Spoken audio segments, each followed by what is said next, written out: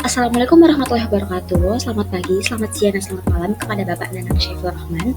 Perkenalkan, nama saya Aisyah Nur Haryani Rizky, berasal dari Universitas Brawijaya, dari NIM 245120201711111019. Nah, pada kesempatan kali ini saya akan mempresentasikan mengenai artikel ilmiah saya mengenai peran komunikasi interpersonal terhadap adaptasi mahasiswa baru di lingkungan FISIP Universitas Brawijaya. Oke, di sini ada daftar isinya. Yang pertama di sini ada pendahuluan, metode penelitian, tinjauan pustaka, hasilan pembahasan, penutup, dan juga daftar pustakanya. Oke, jadi di sini latar belakang yang saya ambil ada 2 poin. Yang pertama ada mahasiswa baru hadapi transisi sosial dan akademik, dan yang kedua ini ada adaptasi mahasiswa baru di lingkungan perguruan tinggi sebagai tantangan, yang mana komunikasi interpersonal ini sangat-sangat penting dalam kehidupan sosial, terutama bagi mahasiswa baru yang menghadapi tantangan beradaptasi dengan lingkungan akademik dan sosial yang barunya.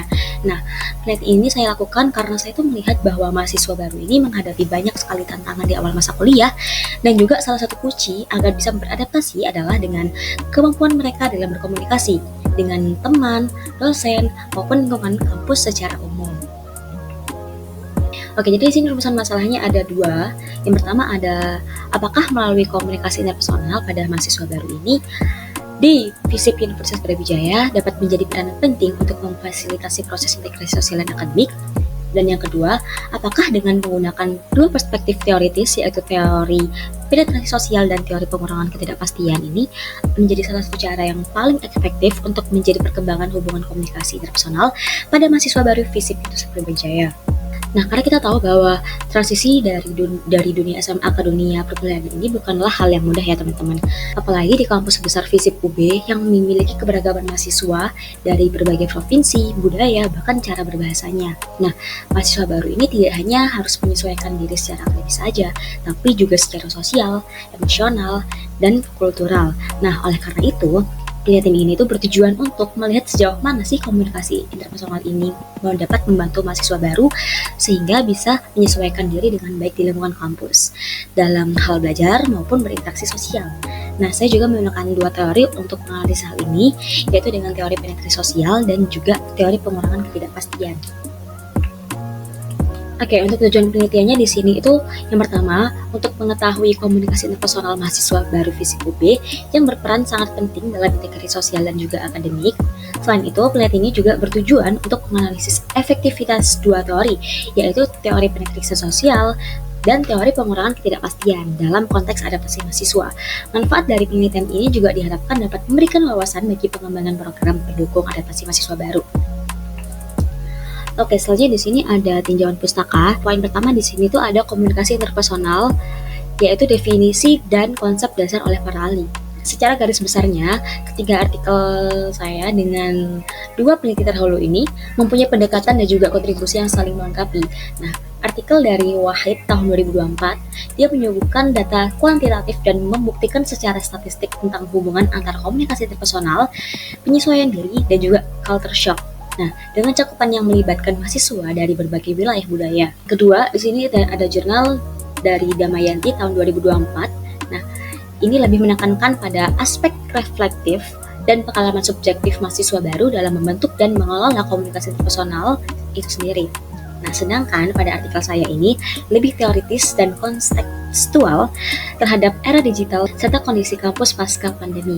Nah, ketiganya ini memberitahukan bahwa komunikasi interpersonal ini merupakan faktor yang sangat penting dalam membentuk suatu keberhasilan adaptasi mahasiswa baru, namun dibersamai dengan fokus, kedalaman, dan juga pendekatan yang sudah pasti berbeda.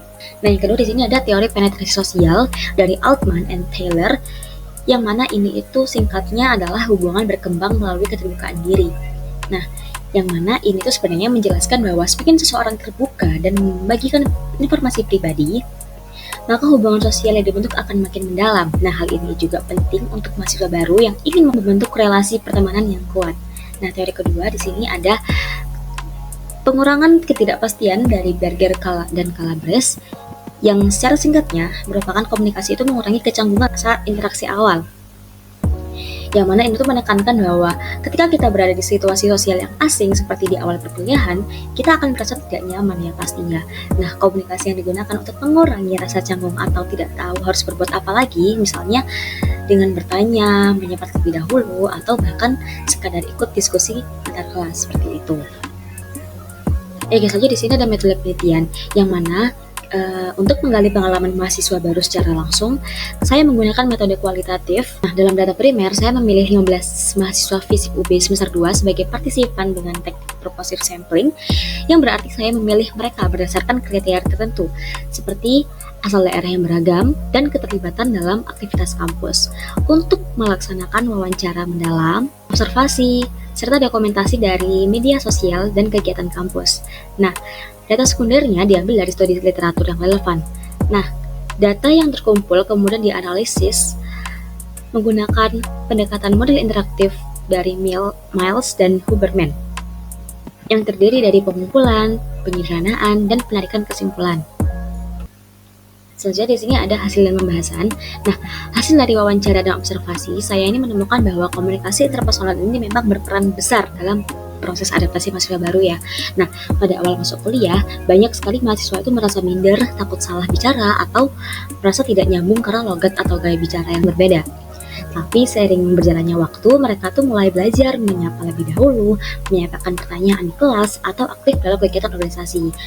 Seperti kita ketahui bahwa organisasi kemahasiswaan seperti BEM, EM, PMII, dan UKM lainnya ini sebenarnya memberikan ruang yang sangat besar bagi mahasiswa untuk melatih keterampilan komunikasi seperti presentasi, diskusi, atau bahkan menyelesaikan konflik begitu. Nah, yang gak kalah pentingnya adalah lingkungan FISIP UB ini yang cukup terbuka dan suportif, sehingga mahasiswa merasa nyaman untuk mencoba berkomunikasi dan akhirnya mampu beradaptasi di lingkungan itu sendiri. Perbedaan latar belakang budaya mahasiswa ini juga merupakan tantangan sekaligus peluang untuk mengembangkan komunikasi yang lebih inklusif. Nah, temuan di lapangan ini memperkuat dua teori yang saya gunakan.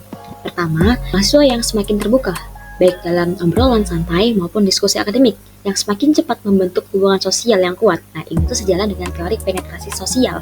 Nah, yang kedua, di sini ada mahasiswa belajar mengurangi ketidakpastian dengan bertanya, menyesuaikan gaya bahasa, bahkan menggunakan gestur atau komunikasi nonverbal yang positif. Nah, hal ini juga sesuai dengan teori pengurangan ketidakpastian, alias yang ke teori kedua. Selanjutnya di sini ada penutup. Nah, sebagai penutup, saya ingin menekankan bahwa komunikasi interpersonal ini adalah kunci keberhasilan adaptasi mahasiswa di lingkungan akademik. Melalui interaksi yang baik, mahasiswa ini dapat mengatasi rasa canggung dan membangun jaringan sosial yang mendukung. Nah, oleh karena itu sangat penting bagi pihak universitas untuk mengembangkan program orientasi yang efektif.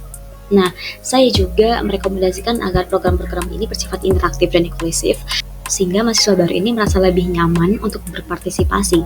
Nah, selain itu, pelatihan komunikasi yang dirancang khusus untuk mahasiswa baru ini juga dapat membantu mereka berinteraksi dengan lebih baik, seperti kegiatan kolaboratif seperti workshop, diskusi kelompok yang juga bermanfaat.